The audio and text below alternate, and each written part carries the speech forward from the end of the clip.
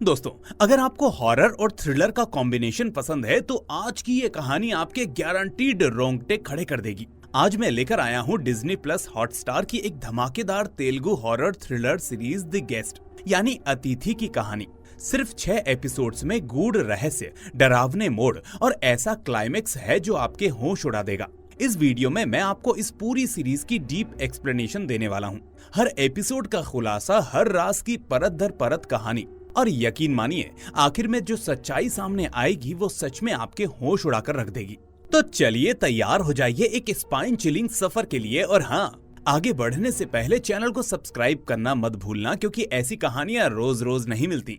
तो पहले एपिसोड की शुरुआत होती है एक आदमी से जो किसी अनजान जगह पर बेतहाशा भागते हुए सड़क किनारे एक स्ट्रीट लाइट के नीचे आकर रुकता है।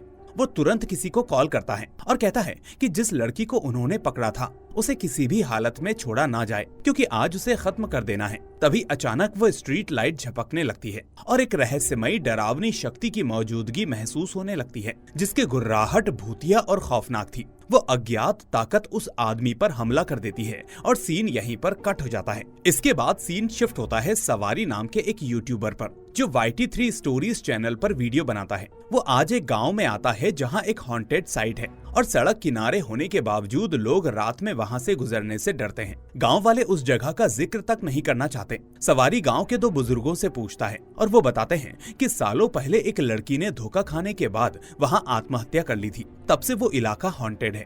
उस जगह की स्ट्रीट लाइट कितनी भी बार बदलो जलती नहीं। जब भी कोई उस बंद लाइट को पार करता है तो उसकी बाइक की हेडलाइट भी बंद हो जाती है। चौथी लाइट के बाद बाइक रुक जाती है और कोई ताकत उसका पीछा करके उसे मार देती है। बचने का एकमात्र तरीका है पहली लाइट पर बाइक से उतरकर पैदल जाना, और फिर आगे जाकर बाइक स्टार्ट हो जाती है। सवारी पूछता है कि क्या किसी ने खुद हॉन्टिंग देखी है, तो बुजुर्ग जवाब देते हैं कि जो भी वहां शिकार हुआ है वो अभी तक बचा नहीं। सवारी इसे मिथ मानता है और घोस्ट जैसी चीजों पर विश्वास नहीं करता। अब कहानी रवि वर्मा नाम के एक नॉवेलिस्ट पर आती है, जो अपनी पैरालाइज्ड पत्नी संध्या के साथ एक मेंशन में रहता है। वो अकेले ही घर संभालता है और संध्या की देखभाल करता है। जब वो संध्या को खाना देता है तो वो उसकी लिखी हुई कहानी पढ़ रही होती है और सलाह देती है कि रवि को गुड वर्सेस इविल जैसे पुराने थीम्स छोड़कर कुछ नया और आज की जनरेशन के हिसाब से लिखना चाहिए। रवि सहमत होता है और नीचे आकर डेस्क पर बैठकर लिखना शुरू करता है। वो लिखता है कि एक अंधेरी बरसात वाली रात में एक लड़की रास्ता भटक जाती है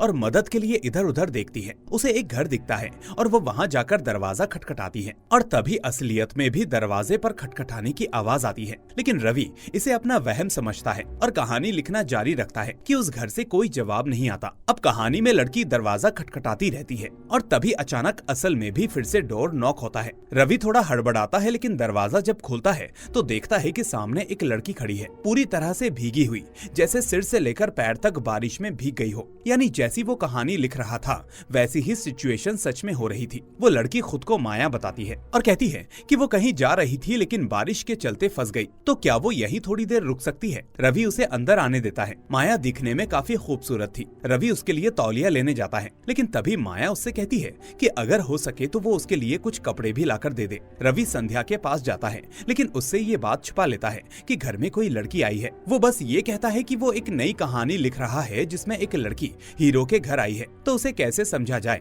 इस पर संध्या सुझाव देती है कि हीरो को लड़की से चाय या कॉफी पूछनी चाहिए, जिससे उसकी पसंद नापसंद का अंदाजा लग सके। रवि संध्या को आराम करने को कहता है और दूसरे कमरे से साड़ी लेकर माया को दे देता है। माया जब कपड़े बदल कर आती है तो रवि उससे पूछता है कि उसे चाय या कॉफी चाहिए। माया कहती है कि ड्रिंक बेहतर रहेगा, क्योंकि बारिश का मौसम है और उसमें वही सूट करेगा। फिर रवि दोबारा संध्या के पास जाता है और बताता है कि कहानी की लड़की ने ड्रिंक मांगी है। संध्या कहती है कि ऐसी लड़की को समझना आसान नहीं होता। उसे समझने के लिए उससे बातें करनी होंगी, उसकी तारीफ करनी होगी, तभी वो खुद के बारे में बताएगी। अब रवि माया के पास वापस जाकर उसे ड्रिंक दे देता है और उसकी तारीफ करता है। फिर वो उससे पूछता है कि वो इतनी रात को ऐसी सुनसान जगह पर क्या कर रही है। माया बताती है कि वो एक साइकिक हीलर है, यानी एक ऐसी इंसान जो आत्माओं को देख सकती। वो बताती है कि पास में ही एक हॉन्टेड साइट है और वो वहाँ की स्पिरिट से बात करना चाहती है ताकि उसकी अधूरी इच्छा जान सके और उसे वहाँ भेज सके जहाँ से वो असल में बिलोंग करती है। रवि इस पर यकीन नहीं करता और कहता है कि ये सब बातें उसे झूठ लगती हैं। माया तब उसे पुनर्जन्म का एक सच्चा किस्सा सुनाती है, लेकिन रवि अब भी नहीं मानता। माया तब कहती है कि वो रवि से पहली बार मिली है, लेकिन फिर भी वो उसके बारे में काफी कुछ जानती है। वो उसका हाथ पकड़ती है और कहती है कि रवि एक अच्छे दिल का सौम्य स्वभाव वाला आदमी है जिसके दिल में किसी खास के लिए जगह है। वो कहती है कि वो यहाँ अपनी बीमार पत्नी के साथ रहता है और उसकी देखभाल करता है। रवि थोड़ा चौंकता है, लेकिन फिर माया को संध्या की एक पेंटिंग दिखती है। माया पूछती है कि उसे क्या हुआ है, तो रवि बताता है कि प्रेगनेंसी के दौरान कुछ गंभीर कॉम्प्लिकेशंस के कारण वो दोनों पैरों से लकवाग्रस्त हो गई। तभी से वो अकेले इस घर में रहकर उसकी देखभाल कर रहा है, क्योंकि वो उससे बहुत प्यार करता है। माया मुस्कुराते हुए उससे पूछती है कि अगर वो एक दिन चलने लगे तो तुम क्या करोगे। रवि थोड़ी देर सोचता है और फिर जवाब देता है कि मैं उसके साथ डांस करूंगा। अब माया रवि को डांस करने का प्रस्ताव देती है, लेकिन रवि उसे मना कर देता है। इस पर माया मुस्कुराकर कहती है, क्या तुम डर रहे हो? क्या तुम्हें लग रहा है कि तुम अपनी पत्नी को भूल जाओगे? रवि कहता है, मैं संध्या से बहुत प्यार करता हूँ, उससे कभी दूर नहीं हो सकता। माया धीमे से कहती है, तो फिर डांस करो, देखो क्या पुरानी यादें लौटती हैं या नहीं। अब दोनों डांस करने लगते हैं। माहौल थोड़ा रोमांटिक हो जाता है और माया धीरे धीरे रवि के करीब आने लगती है कि तभी एक जोरदार दस्तक दरवाजे पर होती है। रवि चौंकता है और दरवाजा खोलता है। बाहर सवारी खड़ा होता है और पूरी तरह से डरा हुआ और हांफता हुआ वो उसी हॉन्टेड स्पॉट से भागकर आया था। रवि उसे अंदर बुलाता है और सवारी सबसे पहले अपना फोन चार्ज पर लगाता है और फिर अपने दोस्त को कॉल करने की कोशिश करता है, लेकिन नेटवर्क की समस्या या फिर किसी पैरानॉर्मल एक्टिविटी के कारण बात ठीक से हो नहीं पाती और यहीं पर एपिसोड 1 खत्म हो जाता है। एपिसोड 2 की शुरुआत सवारी के फ्लैशबैक से होती है, जिसमें वो उस पहली स्ट्रीट लाइट को पार करता है, ठीक वैसे ही जैसे बुजुर्गों ने बताया था कि उसकी बाइक की हेडलाइट बंद हो जाती है। चौथी लाइट पार करने पर बाइक खुद ही बंद हो जाती है। सवारी को ये सब बड़ा रोमांचक लग रहा होता है, लेकिन वो खुद भूत प्रेतों पर विश्वास नहीं करता और ये सब अपने YouTube चैनल के लिए रिकॉर्ड कर रहा था। तभी उसे जंगल की ओर से कुछ अजीब सी आवाजें आती है। वो चेक करने के लिए जाता है तो देखता है कि एक औरत सफेद साड़ी में बैठी है। सवारी उससे पूछता है कि आप यहाँ अकेली क्यों हैं? चलिए मैं आपको घर छोड़ देता हूँ। लेकिन जैसे ही वो पास जाता है तो महिला का चेहरा डरावना हो जाता है और ये वही घोस्ट थी। सवारी डर के मारे बाइक को घसीटते हुए रोड को पार करता है। अब बाइक स्टार्ट हो जाती है, ठीक वैसे ही जैसे गाँव वालों ने बताया था, और इसी तरह वो भागते हुए रवि के घर पहुँच जाता है। रवि उसे पानी देता है, लेकिन सवारी बोतल पर लिखा हुआ देखता है कि यहाँ से भाग जाओ। वो घबरा जाता है, लेकिन वो मैसेज अचानक गायब हो जाता है। माया पास आती है और कहती है कि उसे ऐसी गलती नहीं करनी चाहिए थी। सवारी को अब माया से डर लगने लगता है और वो रवि को चेतावनी देता है। रवि उसकी बातों को नहीं मानता और कहता है कि माया तो बिल्कुल नॉर्मल है, ये सब तुम्हारा वहम है। इस पर सवारी कहता है कि मैं भी पहले भूतों पर यकीन नहीं करता था, लेकिन अब जब मैंने खुद अपनी आंखों से देखा है तो मैं मानने लगा हूँ। अब माया भी रवि से कहती है कि आत्माएं होती हैं, लेकिन तुमने कभी उन्हें महसूस नहीं किया, इसीलिए तुम नहीं मानते। रवि हंसते हुए कहता है कि ये सब कहानियां होती हैं जो मेरे जैसे राइटर्स लिखते हैं और लोग उन पर यकीन कर लेते हैं। तभी सवारी माहौल हल्का करने के लिए रवि से कहता है कि वो उन्हें अपनी कहानी सुनाए। रवि उन्हें लाइब्रेरी में ले जाता है, जहाँ उसकी ढेरों किताबें रखी होती हैं। उनमें से 2 अधूरी कहानियां होती हैं जिन पर वो अटक गया है। अब सवारी कहता है कि चलिए इन्हीं कहानियों से शुरू कीजिए, और रवि पहली कहानी सुनाना शुरू करता है, जिसमें सोनी नाम की एक लड़की पियानो सीख रही होती है। उसकी माँ बहुत सख्त होती है और चाहती है कि सोनी सबके लिए परफेक्ट परफॉर्म करे, लेकिन हमेशा उससे एक नोट गलत बज जाता है। सोनी का टीचर, जो एक नीच इंसान होता है, वो उससे कहता है कि वो जानबूझकर वो नोट मिस करवा रहा है और बदले में सोनी को गलत फेवर करने की डील देता है। वो उसे धमकी देता है कि अगर उसने माँ से कुछ कहा तो वो झूठ बोलेगा कि लड़की टीचिंग से बचने के लिए ऐसा बोल रही है, और सोनी डर जाती है। अब दूसरी कहानी शुरू होती है एक अमीर मालिक से, जो अपने नौकरों से बुरा व्यवहार करता है। वो अपने एक आदमी से कहता है कि इस बार कोई ऐसा नौकर भेजो जो बस काम करे और शिकायत ना करे, एक डीम बटलर। अब शाम को एक नौकर आता है जो बस काम पूछता है, और इतनी बार पूछता है कि मालिक काम बताते बताते थक जाता है।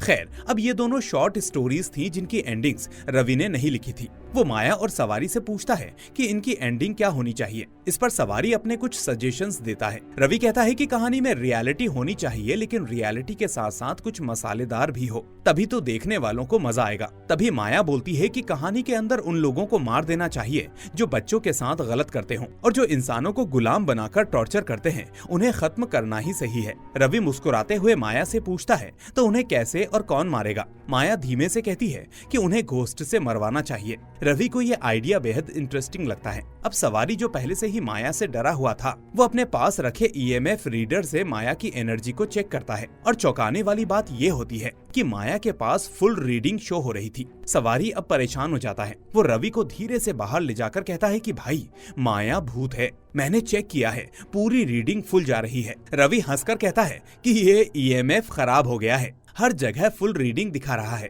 ये सब तेरा वहम है। सवारी फिर कहता है कि नहीं भाई, मैंने पीछे पलटकर देख लिया था, वो रोड वाली घोस्ट मेरे साथ ही आ गई होगी और अब उसने माया को पजेस कर लिया है। लेकिन रवि फिर भी उसकी बातों को नहीं मानता। अब माया रवि से वॉशरूम जाने का पूछती है। रवि उसे रास्ता दिखाता है, लेकिन सवारी देखता है कि जब माया आईने के सामने से गुजरती है तो मिरर में उसका रिफ्लेक्शन नहीं आता, यानी माया इंसान नहीं है। अब सवारी पूरी तरह से डर जाता है। वो बार बार रवि को समझाने की कोशिश करता है, लेकिन रवि उसकी एक नहीं सुनता और यहीं पर एपिसोड नंबर 2 खत्म हो जाता है। अब एपिसोड नंबर 3 की शुरुआत होती है। रवि कहता है कि उसने कभी भी भूत प्रेत वाली कोई भी कहानी नहीं लिखी है, उसके दिमाग में वैसे आइडियाज आते ही नहीं हैं। माया धीरे से उसके पास आती है और कहती है कि तुम बस मेरा हाथ पकड़ो, मैं तुम्हें खुद क्लाइमेक्स के लिए आइडियाज दूंगी। अब रवि सवारी को बुलाता है जो बहुत डरा हुआ था और बस वहाँ से भागने का सोच रहा होता है। लेकिन रवि कहता है कि अगर ये कहानियाँ अच्छी बनी तो तुम उन पर वीडियोस बना सकते हो तुम्हारे चैनल के लिए। तभी सवारी के दिमाग में एक आइडिया आता है कि अगर माया वाकई में घोस्ट है तो मैं उसे रिकॉर्ड कर लूं, इससे तो मेरे चैनल के व्यूज एकदम से रॉकेट हो जाएंगे। इसके बाद हमें एक फ्लैशबैक दिखाया जाता है जहां सवारी ने अपने एक पार्टनर के साथ मिलकर एक YouTube चैनल शुरू किया था। चैनल पर 1 लाख सब्सक्राइबर्स हो गए थे, लेकिन तभी उसका पार्टनर उसे छोड़कर 1 मिलियन सब्सक्राइबर्स वाले क्रिएटर के साथ चला गया। इसके बाद सवारी ने ठान लिया था कि उसे किसी भी हाल में सक्सेसफुल होना है, चाहे कुछ भी करना क्यों ना पड़े। अब वो रवि के घर के अंदर लौटता है। उसकी कॉलर में छुपा कैमरा ऑन रहता है। वहीं रवि माया का हाथ पकड़ता है और कहानी का क्लाइमेक्स उससे समझ में आने लगता है। यहाँ रवि अब पहली कहानी पूरी करता है। सोनी सब कुछ सहते सहते थक चुकी थी। अब वो खुद को खत्म करने वाली ही थी कि तभी दरवाजे पर दस्तक होती है। वो दरवाजा खोलती है और बाहर एक गिफ्ट रखा होता है। तभी उसका टीचर आता है जिससे वो मिलने के लिए तैयार होकर आई थी। टीचर बहुत खुश होता है और उसे लगने लगता है कि अब उसे फेवर मिलेंगे। सोनी पियानो बजाना शुरू करती है और चौंकाने वाली बात ये थी कि अब सभी नोट्स सही आ रहे थे। टीचर हैरान हो जाता है और उसे समझ में ही नहीं आता कि सोनी ने अचानक ये कैसे सीख लिया। वो उसे जब देखने जाता है तो वहाँ पर सोनी नहीं होती और पियानो अपने आप बज रहा होता है। बाकी म्यूजिक इंस्ट्रूमेंट्स भी अपने आप बजने लगते हैं और तभी वायलिन की स्ट्रिंग से एक इनविजिबल घोस्ट उस टीचर को जकड़ लेता है और उसे मार देता है। अब हम फ्लैशबैक में देखते हैं कि जो गिफ्ट सोनी को मिला था उसमें वो मिसिंग नोट्स थे, लेकिन वो ब्लड से लिखे हुए थे, वो भी टीचर के ही ब्लड से। असल में वो टीचर पियानो नोट्स के पेज से एक नोट काट लेता था ताकि सोनी की परफॉर्मेंस फेल हो जाए और फिर वो उससे गलत डील कर सके। उसकी माँ को लगता कि सोनी खुद जानबूझकर गलती कर रही है, लेकिन असल में ये सब उस टीचर का प्लान था। अब उस टीचर को उसके ही पापों की सजा मिली उस रियल घोस्ट के हाथों। अब बात करते हैं दूसरी शॉर्ट स्टोरी की। यहाँ हम एक हाउस ओनर को देखते हैं जो अपने नए नौकर से बेहद परेशान था। नौकर हर वक्त उससे काम मांगता, साहब कुछ और काम दीजिए ना। लेकिन ओनर तंग आकर बोलता है कि अबे तुझे और क्या काम दूं, तू अपना टाइम ओवर कर ले और निकल। अब ओनर अपने पुराने आदमी को कॉल करता है और कहता है कि तूने ये नया बंदा भेजा है क्या? उधर से जवाब आता है कि मैंने तो किसी को भेजा ही नहीं।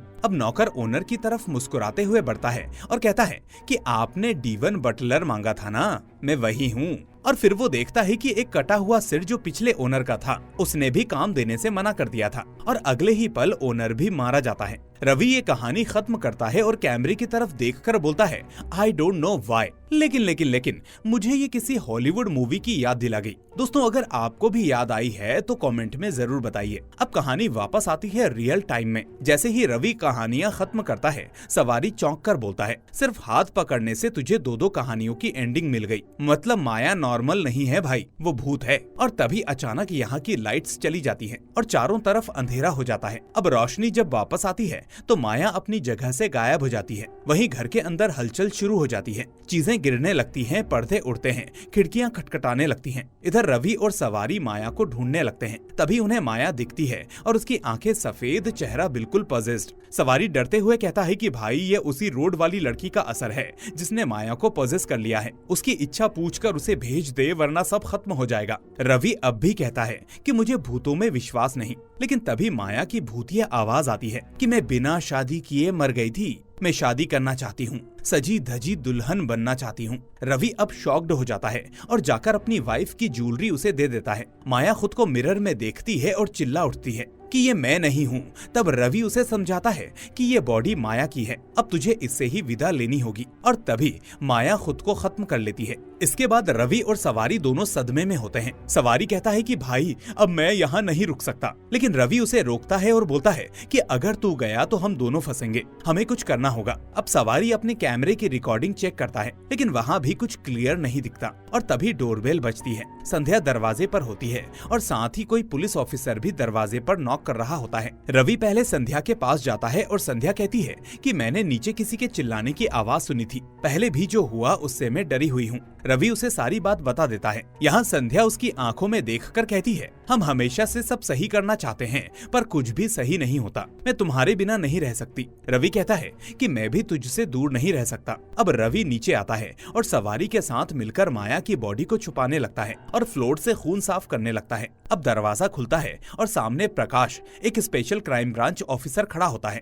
वो कहता है कि मेरी गाड़ी खराब हो गई है, इसलिए मैं थोड़ी देर यहीं रुकूंगा। अब वो घर के अंदर घुसता है और बातचीत करता है। उसे बताया जाता है कि ये घर रवि के दादा की विरासत है, 100 साल पुराना। वहीं माया की बॉडी सोफे के नीचे छुपी होती है और प्रकाश उसी सोफे पर बैठ जाता है। वो नीचे झांक कर देख सकता था, इसीलिए रवि धीरे धीरे उसकी हरकतों पर नजर रखने लगता है, क्योंकि अगर उसने कुछ देख लिया तो वो भी खत्म हो सकता था। तभी प्रकाश का फोन आता है और वो बाहर चला जाता है। रवि और सवारी बॉडी को हाइड करने लगते हैं, लेकिन तभी प्रकाश वापस लौट आता है। इस बार उसकी नजर टेबल पर रखे उस वेपन पर पड़ती है जिससे माया ने खुद को मारा था। अब उसे शक हो जाता है और वो पूछताछ शुरू करता है। रवि और सवारी उसे समझाने की कोशिश करते हैं, लेकिन वो नहीं रुकता। फिर वो धीरे से बोलता है, अगर मामला दबाना है तो कुछ खर्चा पानी करना पड़ेगा। रवि उसे तुरंत 1 लाख रुपए दे देता है और तीनों मिलकर माया की बॉडी को बाहर दफनाने जाते हैं। लेकिन तभी एक चौंकाने वाला ट्विस्ट हमारे सामने आता है। संध्या फिर से रवि को बुलाती है और जब रवि अंदर जाता है तो इधर माया खड़ी हो जाती है। सवारी डर के मारे चीख उठता है, लेकिन अब जो सच सामने आता है वो सबसे बड़ा झटका देता है। और यकीन मानिए दोस्तों, झटका आपको भी लगने वाला है कि असल में माया अभी भी जिंदा थी। वो असल में प्रकाश की गर्लफ्रेंड थी और ये दोनों मिलकर एक फ्रॉड कपल थे जो अमीर लोगों को फंसाकर उन्हें लूटते थे। अब खुलासा होता है कि सवारी ने गांव में जब उन लोगों से रोड वाली घोस्ट की कहानी सुनी थी तो प्रकाश और माया वहीं पास में छुपकर बैठे थे। ये सब उनका पूरा प्लान था कि माया पहले से रवि के घर पर आ जाएगी ताकि सवारी बाद में पहुंचे और माया पहले से रवि को फंसा सके। असल में प्रकाश ने एक दिन चाय की दुकान पर बात सुनी थी कि एक संध्या निवास नाम का घर है जहां एक अमीर कपल रहता है और पति अकेले अपनी बीवी की सेवा करता है। बस वहीं से प्लान बना कि माया रवि को फंसाएगी, प्रकाश उसे कवर देगा और सवारी अगर बीच में आया तो उसे भी चूना लगा देंगे। अब प्रकाश कहता है कि हमें पहले ही 25 लाख मिल चुके हैं, लेकिन माया बोलती है कि अगर रवि और उसकी बीवी को खत्म कर दिया जाए तो पूरा घर, ज्वेलरी और प्रॉपर्टी हमारी होगी, करोड़ों का माल है और फिर हमें ये लूटपाट दोबारा कभी नहीं करनी पड़ेगी। और इसी के साथ ये एपिसोड नंबर 3 यहीं पर खत्म हो जाता है। अब 4th एपिसोड की शुरुआत होती है और यहाँ से अब खेल हो जाता है डबल डार्क। खैर, तभी हम रवि को देख पाते हैं जो संध्या को समझा रहा था कि वो बिल्कुल भी परेशान ना हो। उसने पैसे देकर मैटर को सॉल्व कर लिया है और हमेशा की तरह वो अच्छे से रह पाएंगे। नीचे माया और प्रकाश लॉकर रूम का लॉक खोलने की बहुत कोशिश करते हैं, लेकिन लॉक ओपन ही नहीं होता। तभी रवि नीचे आता है जिसे प्रकाश मिलता है और माया अचानक उसके सिर पर कुछ मारकर उसे बेहोश कर देती है। और दोस्तों, अब हम सीधे आ जाते हैं इस सीरीज के आखिरी 2 एपिसोड्स यानी एपिसोड नंबर 5 और 6 पर। अब हम कुछ घंटे पहले की कहानी देखते हैं जब प्रकाश और माया उस चाय वाले की दुकान पर रुके थे। यहाँ एक पागल आदमी उलूल जुलूल बातें कर रहा था और बता रहा था कि थोड़ी ही दूर पर संध्या निवास नाम का एक घर है जहाँ एक आदमी अपनी बीमार बीवी के साथ रहता है। ये सुनकर दुकानदार सब कुछ अकेले लूटने का प्लान करता है, लेकिन प्रकाश ने ये बातें सुन ली थी और माया के साथ पहले ही रवि को लूटने पहुँच गया था। अब कहानी प्रेजेंट टाइम में आ जाती है। रवि को दोनों बांध देते हैं और प्रकाश उसकी पॉकेट से लॉकर की चाबी निकालने की कोशिश करता है, लेकिन वो नहीं मिलती। रवि समझाता है कि वो दोनों गलत कर रहे हैं, उसने तो मदद की थी और सवारी भी बस मदद ही करना चाहता था, लेकिन वो लोग उसकी बात नहीं मानते। माया उसे धमकी देती है कि अगर उसने चाबी नहीं दी तो वो उसकी बीवी को मार देगी। डरकर रवि मान जाता है और अपनी पॉकेट से चाबी निकाल कर दे देता है और ये देखकर प्रकाश हैरान हो जाता है। अब माया और प्रकाश लॉकर रूम में जाते हैं, जहाँ कई सारे लॉकर होते हैं, लेकिन उनमें पैसे नहीं होते। कुछ में सिर्फ पेपर कटिंग्स होती हैं और कुछ में अजीब चीजें, जैसे कोई लॉकेट, कोई सिगार। लेकिन सबसे हैरान करने वाली बात ये थी कि ये चीजें रवि की कहानियों से मेल खा रही थी। हर लॉकर पर एक नंबर था और वही नंबर किताबों पर भी लिखा हुआ था। ये देखकर दोनों परेशान हो जाते हैं। फिर माया नोटिस करती है कि संध्या की बेल का वायर टूटा हुआ है, मतलब वो काफी समय से काम नहीं कर रही थी। जब वो संध्या के रूम में जाती है तो उसे वहाँ कंकाल दिखता है, जिससे वो समझ जाती है कि यहाँ कुछ तो बहुत ही गलत है। अब माया कहती है कि रवि कहानियां बनाता नहीं है, बल्कि असल लोगों को मारकर उनकी कहानियों से किताबें बनाता है। हर किताब एक लॉकर से जुड़ी हुई है। रवि को ये पता चल चुका है कि अब सब कुछ सामने आ गया है। सवारी अब रवि को खोलकर कहता है कि उसे यहाँ से निकल जाना चाहिए, वरना वो लोग उसे मार देंगे। अब माया और प्रकाश को ढूंढने के लिए रवि और सवारी निकल पड़ते हैं, लेकिन तभी घर में अंधेरा हो जाता है और रवि उन दोनों से छुप जाता है। थोड़ी देर बाद सवारी माया और प्रकाश को ढूंढ लेता है और उन्हें रवि के बारे में बताता है, लेकिन तभी रवि कुल्हाड़ी लेकर उन पर हमला करने आ जाता है। वो तीनों उससे बचकर भाग जाते हैं और एक कमरे में छुपते हैं, जहाँ माया गिरकर बेहोश हो जाती है। अब सवारी और प्रकाश उसे होश में लाने की कोशिश करते हैं। खैर, अब वो दुकान वाला आदमी भी नशे में वहीं पहुंच जाता है रवि को लूटने के इरादे से। अब ये लोग भागकर स्टोर रूम में पहुंचते हैं, जहां सदियों पुराना सामान रखा हुआ था। वहीं पर उन्हें एक तस्वीर दिखाई देती है, जो कि 1732 में जन्मे राजा रवि वर्धन वीर वर्मा की थी, और ये कोई और नहीं